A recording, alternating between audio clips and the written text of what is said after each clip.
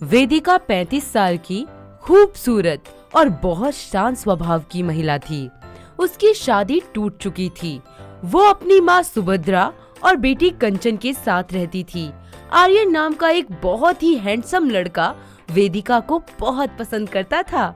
उसकी उम्र 25 साल थी। वो उसी के मोहल्ले में रहता था।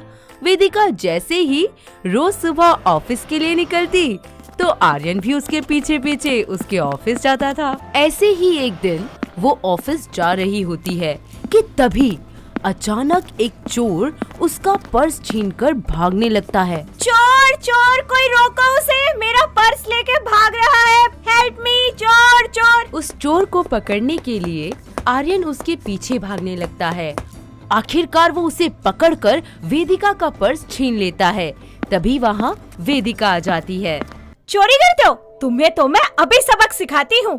अरे वेदिका जी, रहने दीजिए, बेचारे को उसका सबक मिल चुका है। नहीं नहीं, इसे तो मैं अभी पुलिस के हवाले करती हूँ। चोरी करेगा?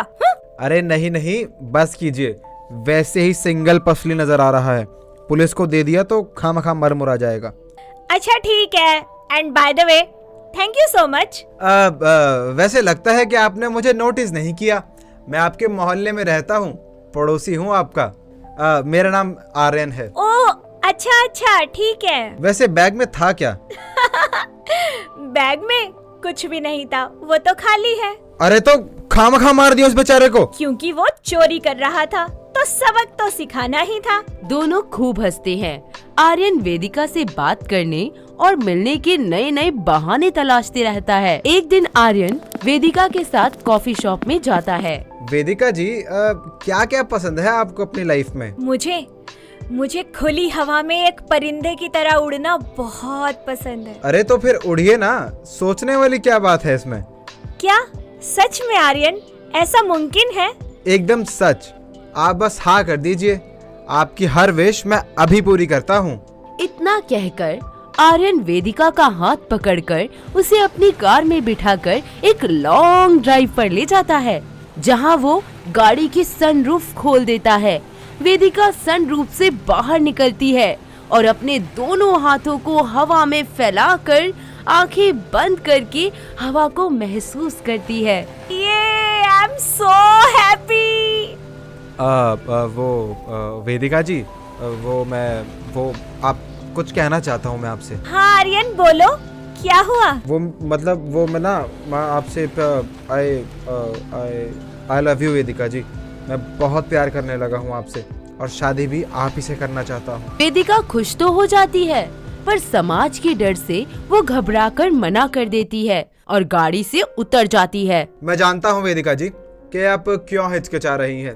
ये दुनियादारी की वजह से ना, कि लोग क्या कहेंगे, यही चल रहा होगा आपके मन में। एक बात कहूँ, अगर आप सिंगल रहेंगी तब भी ये लोग आपको सुनाएंगे और मुझसे शादी कर लेंगी तब भी। अब फैसला आपका है, तो सोचिए और मुझे बताइए कि आप अकेले रहना चाहती हैं या फिर मेरे साथ। हाँ आर्यन, तुम बिल्कुल सही कह रहे हो। मुझे भी मेरी जिंदगी मेरे तरीके से जीने का पूरा अधिकार है। I love you so much Aryan. दोनों एक दूसरे को प्यार से गले लगा लेते हैं।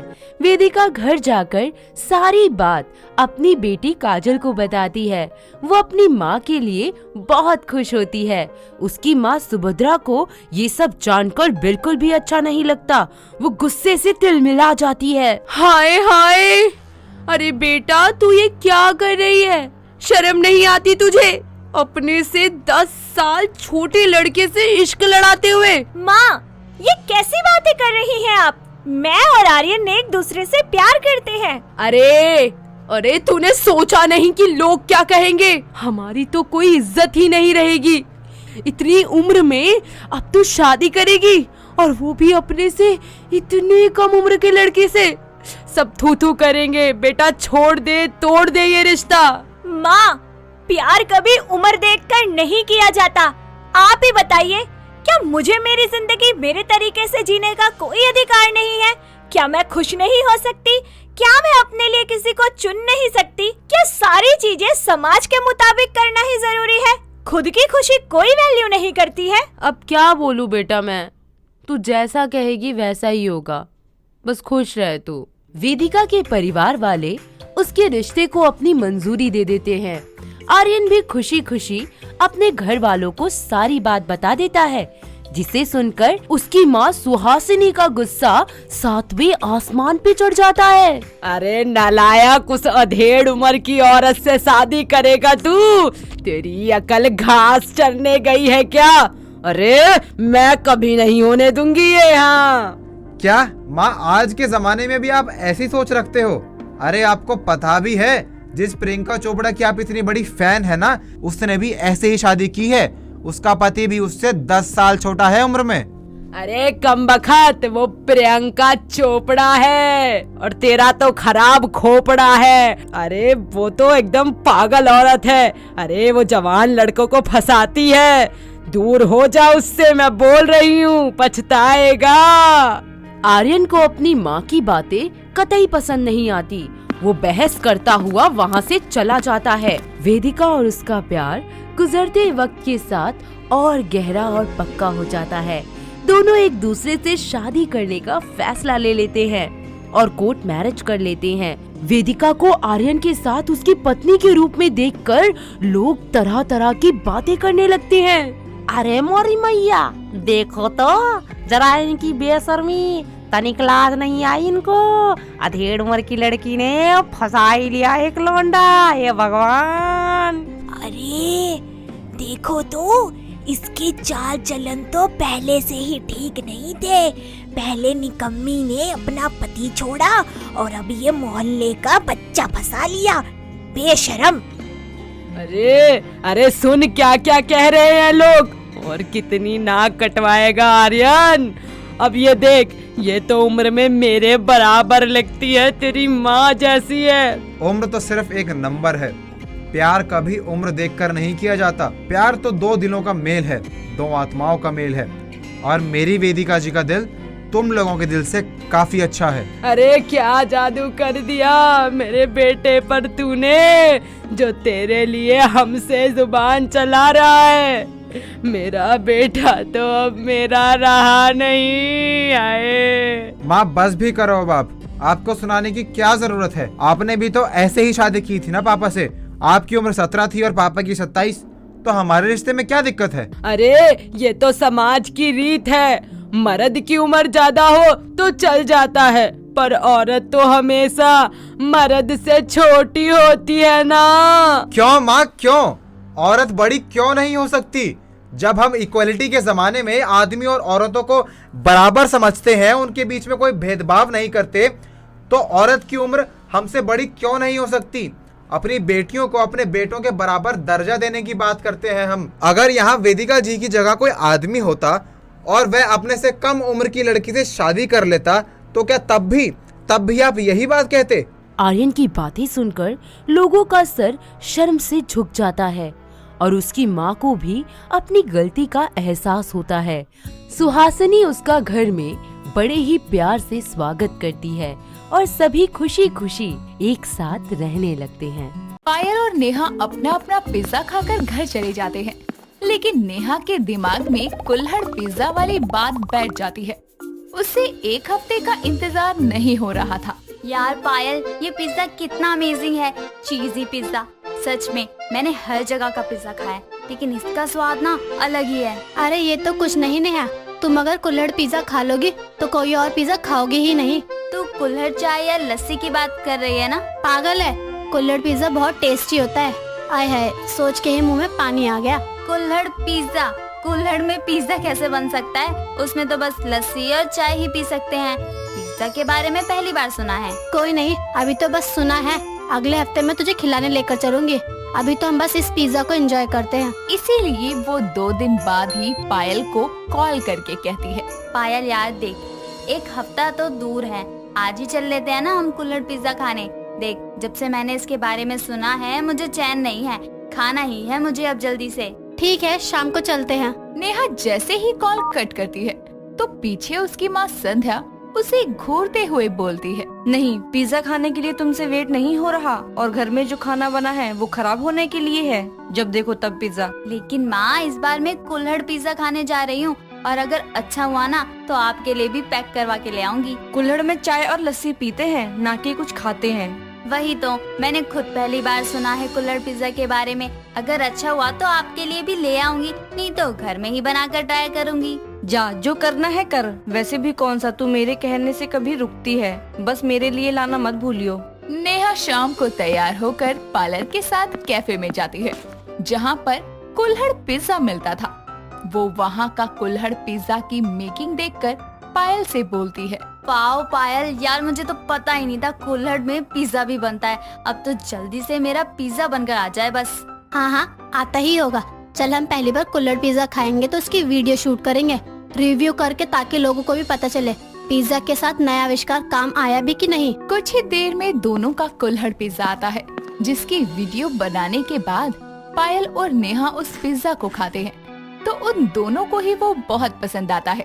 जिसके बाद नेहा अपनी माँ के लिए भी एक कुल्हड़ पिज्जा लेकर जाती है और घर आकर उनसे कहती है, माँ कहाँ हो, जल्दी बाहर आओ, देखो मैं ले आई आपके लिए कुल्हड़ पिज्जा।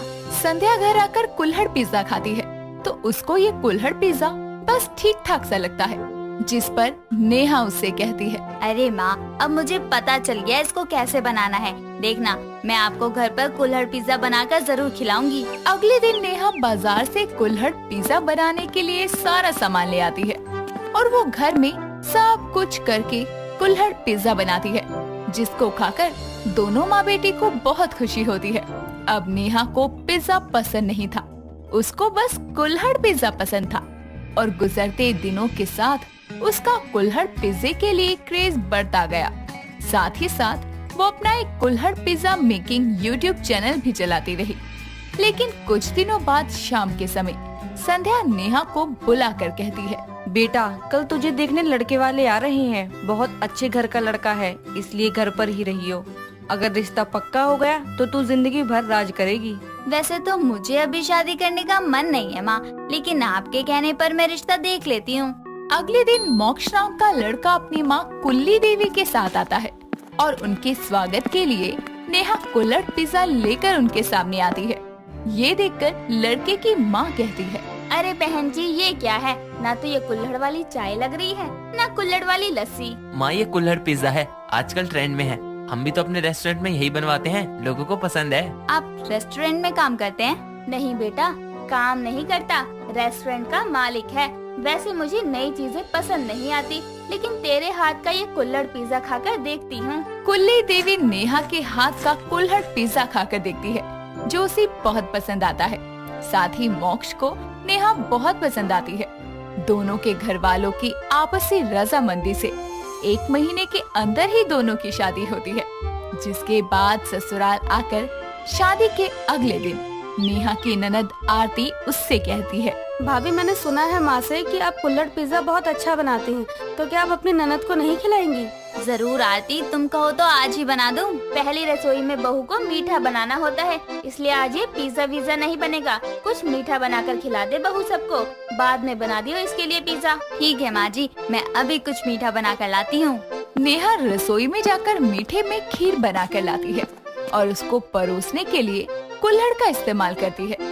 तो ये देखकर कुल्ली कहती है, बहू, तुझे कहा था ना मैंने, ये कुल्हड़ पिज्जा बाद में बनाइयो, लेकिन तू मानी नहीं। ससुराल में पहले ही दिन सास की बात ना मानकर उसका निरादर करने लगी। अरे माँ जी, शांत। मैंने कोई निरादर नहीं किया आपका। मैंने मीठे में खीर बनाई है, लेकिन उसको कुल्हड़ में डाल के लाई हूँ। जब कुल्हड़ में पिज्जा बन सकता है तो खीर क्यों नहीं बन सकती? आप सब खा कर देखिए कैसी बनी है। लाओ लाओ भाभी, देखें आपकी कुल्हड़ वाली खीर। सभी नेहा की बनाई कुल्हड़ खीर खाते हैं, जो स्वाद में बहुत ही टेस्टी थी। जिसके बाद मोक्ष कहता है, वाओ, खीर को कुल्हड़ में डालने के बाद उसका टेस्ट कितना बदल गया। कसम से इतनी टेस्टी खीर नहीं खाई मैंने। हाँ बहू, सच में तेरा दिमाग तो बहुत तेज चलता है। भैया, मैं कहती हूँ कि आप अपने रेस्टोरेंट में कुल्हड़ वाला पिज्जा तो रखते ही हैं, आप कुल्हड़ वाली खीर भी रख लो। कुछ अलग होगा तो सबको अच्छा लगेगा। जरूर नेहा जी, रेसिपी बता देना मेरे शेफ्स को, ताकि वो भी इतनी टेस्टी खीर बना पाए। नेहा के कुल्हड़ वाले पिज्जा के बाद अब कुल्हड़ वाली खीर की भी बहुत तारीफ होने लगती है, जिसके कारण उसको लगता है कि वो कुछ भी कुल्हड़ में बनाएगी तो टेस्टी ही बनेगा। और वो अब रोज तीनों टाइम कुछ ना कुछ बनाती तो कुल्हड़ में ही डालकर परोस देती। कुछ दिन तो सब खुश थे, लेकिन एक दिन मोक्ष अपनी माँ से कहता है, माँ, आपको पता है कुल्हड़ बहुत महंगे हो गए हैं। हमें रेस्टोरेंट के लिए लाने पड़ते हैं, मजबूरी है, क्योंकि उसके पैसे तो हम खाने में जोड़ के कमा लेते हैं। लेकिन ये जो नेहा रोज रोज कुल्हड़ में चीजें बनाती है, इससे बहुत नुकसान हो रहा है, क्योंकि कुल्हड़ रेस्टोरेंट से मंगवाती है। क्या? इस बारे में तो मुझे पता ही नहीं था। रुक तू, मैं उससे बात करती हूँ। शाम के समय जब सब खाने के लिए बैठते हैं तो इस बार नेहा कुल्हड़ पिज्जा ही बनाती है। ये देखकर कुल्ली देवी कहती है, अरे बहू, ये क्या है? तेरा हर रोज का है। अरे तुझे पता है ये कुल्हड़ एक बार इस्तेमाल करने के बाद फेंकना पड़ता है। ऐसे तू रोज ही हमें इसमें खाना परोसेगी तो कितना नुकसान होगा। अरे घर में स्टील के बर्तन है, उसमें खाना दे, कम से कम दोबारा इस्तेमाल तो हो सकते हैं। पर माँ जी, इसमें एक अलग ही स्वाद आ जाता है, इसलिए मैं परोसती हूँ। बहू, माना हमारा खुद का रेस्टोरेंट है, लेकिन ये नहीं कि पैसों की बर्बादी करे। स्वाद खाने में होता है, बर्तन में नहीं। तो पिज्जा नॉर्मल भी बनाएगी तो वो भी अच्छा बनेगा। कभी कभी बनाना ठीक भी है। ऐसे रोज करेगी तो तेरे पति का रेस्टोरेंट बंद हो जाएगा। माँ सच कह रही है नेहा, मैंने तुमको कभी बोला नहीं, लेकिन तुम्हारी यूँ रोज रोज रेस्टोरेंट से कुल्हड़ मंगवाने पर नुकसान हो रहा था, इसीलिए मैंने माँ से बात की। ऐसी बात है तो आप सब मुझे माफ कर दो। मुझे स्वाद के आगे ये चीज ही नहीं दिखी कि मैं क्या नुकसान कर रही हूँ। अब से मैं घर के नॉर्मल बर्तन इस्तेमाल करूँगी। कभी कभी ज्यादा मन किया तभी कुल्हड़ वाली चीजें बनाऊंगी। वो सब ठीक है, आप मुझे कुल्हड़ वाला पिज्जा दो भाभी, कब से इंतजार था इसका। इस भुक्कड़ का पेट भरो पहले। आरती की बात पर सब हंसने लगते हैं, जिसके बाद सभी कुल्हड़ पिज्जा को एंजॉय करते हैं। और फिर उस दिन के बाद से नेहा कभी कभी ही कुल्हड़ वाली चीज बनाती, जिससे स्वाद भी बना रहा और कुल्हड़ ज्यादा इस्तेमाल करने से उनके पैसों का भी नुकसान नहीं हुआ। दोस्तों, अगर आपको ये कहानी पसंद आई तो इसे लाइक करें, शेयर करें और कमेंट करके बताएं कि कहानी में आपको सबसे अच्छा क्या लगा।